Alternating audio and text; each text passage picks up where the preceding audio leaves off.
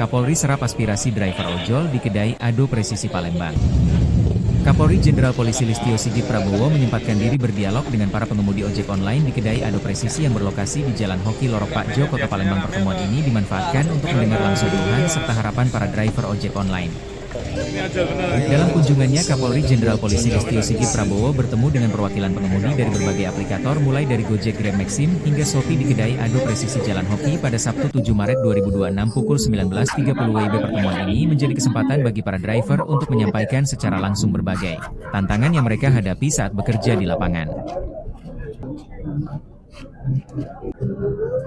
Dibutuhkan khususnya dari kepolisian dan juga hal-hal yang mungkin bisa kita bawa ke pusat terkait dengan harapan-harapan dan keluhan dari teman-teman.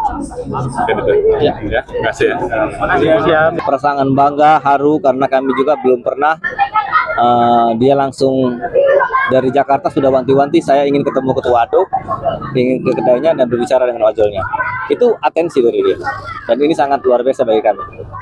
Saat kami